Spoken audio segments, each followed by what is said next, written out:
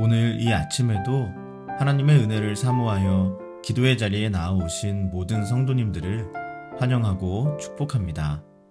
이 아침 우리에게 주신 하나님의 말씀은 신약성경 마가복음 10장 46절에서 52절까지의 말씀입니다. 그들이 여리고에 이르렀더니 예수께서 제자들과 허다한 무리와 함께 여리고에서 나가실 때에 디메오의 아들인 맹인 거지 바디메오가 길가에 앉았다가 나사렛 예수시란 말을 듣고 소리질러 이르되 다윗의 자손 예수여 나를 불쌍히 여기소서 하거늘 많은 사람이 꾸짖어 잠잠하라 하되 그가 더욱 크게 소리질러 이르되 다윗의 자손이여 나를 불쌍히 여기소서 하는지라. 예수께서 머물러 서서 그를 부르라 하시니 그들이 그 맹인을 부르며 이르되 안심하고 일어나라 그가 너를 부르신다 하매 맹인이 겉옷을 내버리고 뛰어 일어나 예수께 나아오거늘 예수께서 말씀하여 이르시되 내게 무엇을 하여 주기를 원하느냐. 맹인이 이르되 선생님이여 보기를 원하나이다. 예수께서 이르시되 가라 내 믿음이 너를 구원하였느니라 하시니 그가 곧 보게 되어 예수를 길에서 따르니라. 아멘. 아이들은 부모와 눈을 맞출 때 안정감을 느낀다고 합니다. 그 이유는 아이가 그것을 통해 부모와 자신이 연결되어 있다는 것을 확인하고 자기가 부모로부터 사랑받고 있다는 것을 느낄 수 있기 때문입니다. 이는 갓난아기도 마찬가지인데요. 갓난아기는 아직 시력이 완벽하게 발달하지 않았기 때문에 이런 적용이 굳이 해당이 되나 이런 생각이 들 수도 있습니다. 그런데 갓난아기도 마찬가지입니다. 잘 보이지 않아도 그래도 부모의 얼굴을 바라보고 눈을 맞추고 있는 것이 그 아이에게 너무나 중요한 일이라는 겁니다. 왜냐하면 부모와 눈을 맞춘다는 것은 그 형체를 확인한다는 측면 그 이상의 의미가 있기 때문이죠. 눈을 가리켜서 흔히 마음의 창문이라고 표현합니다. 즉, 눈과 눈을 맞춘다는 것은 마음과 마음이 만나는 것과 같다는 의미이죠. 오늘 말씀의 제목이 예수님과 눈 맞추는 신앙인데요. 오늘 본문에는 이 제목과 너무 잘 맞는 한 사람이 등장합니다. 시각장애인인 바디메오라는 사람입니다. 이 사람은 앞이 보이지 않는 사람이었습니다. 그래서 변변한 일자리를 구하지도 못하였고 여리고 성문 앞 길가에 앉아서 구걸하던 사람이었죠. 그의 형편과 처지를 보면 이 사람은 단지 앞을 보지 못했을 뿐 아니라 미래를 볼 수도 없던 사람이었습니다. 보통은 아무리 힘든 인생을 살아도 조금만 더 버티면 이 고비만 잘 지나면 인생이 조금 더 나아질 수 있다는 그런 희망을 가져볼 수 있습니다. 그런데 이 사람은 그런 희망 섞인 미래를 바라볼 수 있는 그럴 만한 형편이 아니었죠.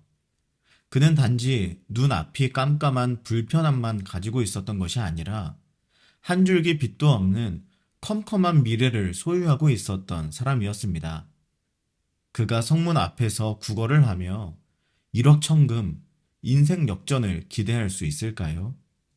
어떤 사람이라도 밑바닥 자존감을 수년 동안 경험하게 된다면 그것에 길들여져 버립니다.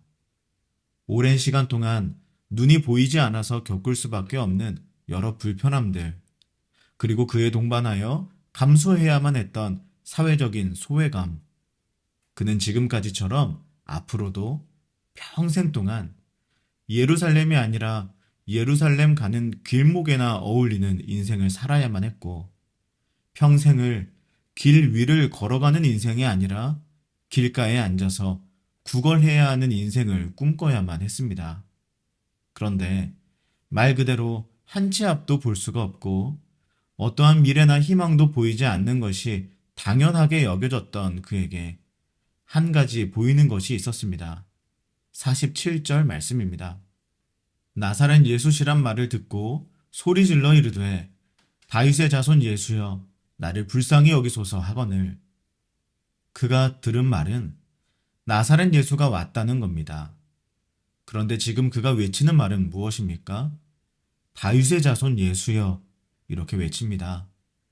여러분께서 아시는 것처럼 다윗의 자손 예수라는 칭호는 예수님께서 모든 인류를 죄와 사망으로부터 구원하시고 다시 하나님과의 관계를 회복하러 이 땅에 오신 메시아라는 것을 나타내는 칭호입니다.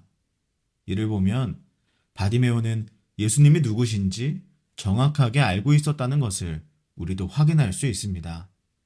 아마도 당시에 예수님께서 갈릴리와 예루살렘 사이를 오가시면서 수많은 기적들을 행하고 많은 이들을 고치시고 하나님 나라의 복음을 전해주셨기 때문에 그에 대한 소문들이 바디메오에게 들렸기 때문일 겁니다.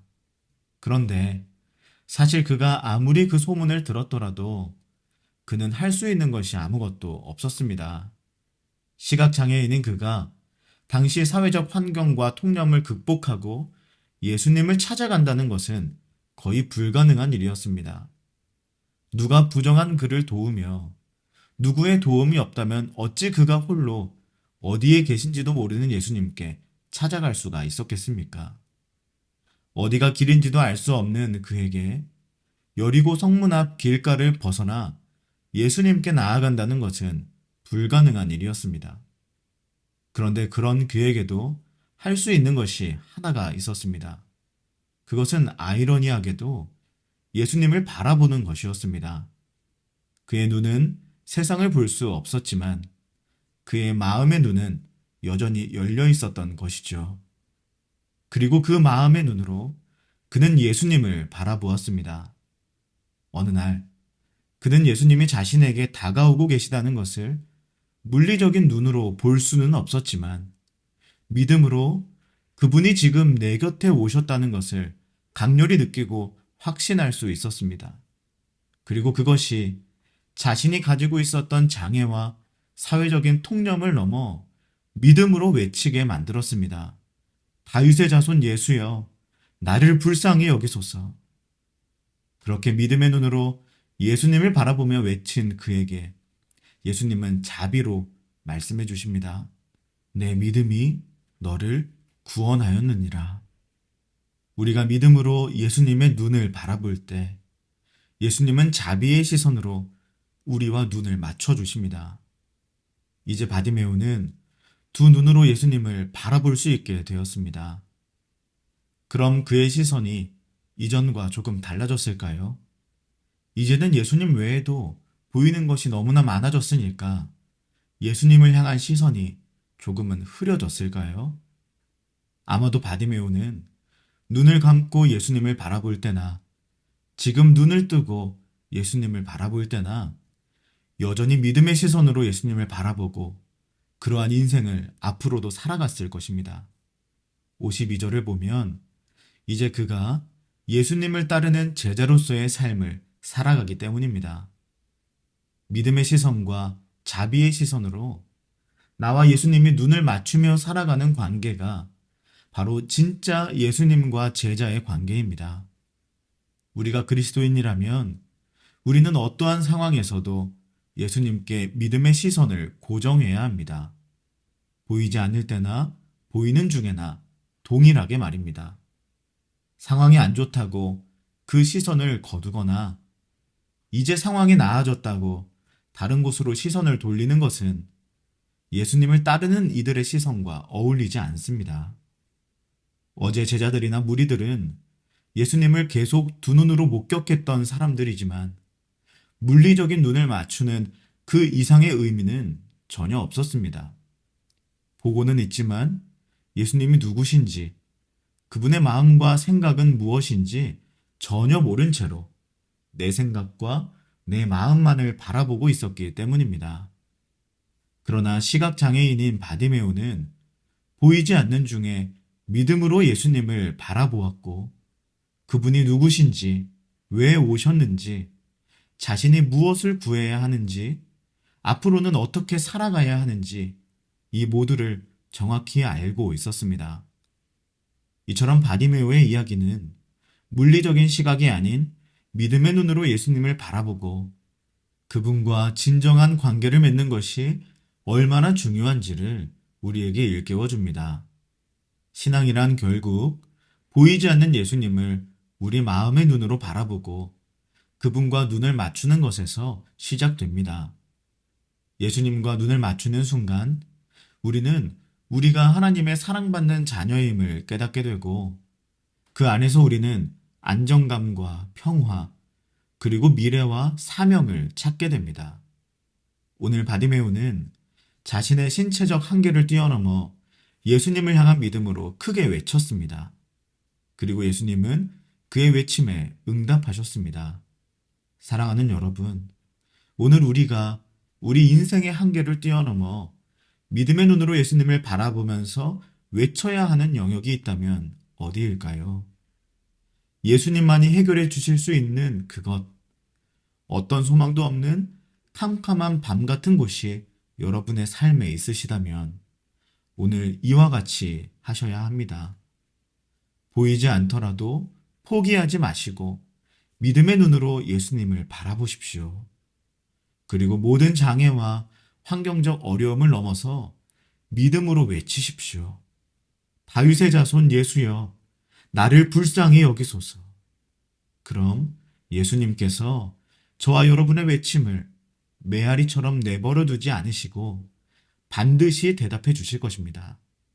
그리고 우리를 길가가 아닌 길 위로, 예루살렘 가는 길목이 아닌 예루살렘 가는 길로, 예수님이 가시는 그곳으로 인도해 주실 것입니다. 오늘 이 아침 보이지 않는 중에도 낙심하지 마시고 믿음의 눈으로 예수님과 눈 맞추는 신앙생활로 나아가는 저와 여러분에게 예수님의 음성이 들려지기를, 곧 예수님의 형상이 보여지기를, 그리고 예수님과 함께 동행하는 걸음걸음으로 우리의 모든 삶이 이어질 수 있기를 주님의 이름으로 간절히 축복합니다. 기도하겠습니다. 보이지 않는 중에도 믿음의 눈으로 예수님을 바라보며 예수님 가시는 길을 따라 동행하게 하소서. 그리고 우리 개인의 기도 제목을 놓고 우리의 가정과 다음 세대 자녀들, 사랑하는 청년들을 위해 기도해 주십시오. 또한 임시거처에서 예배드리고 있는 우리 교회에 하나님이 예배하신 예배 장소를 허락해 주시기를, 그리고 그 모든 여정이 믿음의 눈으로 그 길을 바라볼 수 있는 은혜가 있기를 기도해 주시기 바랍니다. 마지막으로 나라와 민족과 온 열방에 하나님 나라가 세워지기를 한마음과 한뜻으로 기도하며 나아가시겠습니다. 함께 기도하겠습니다.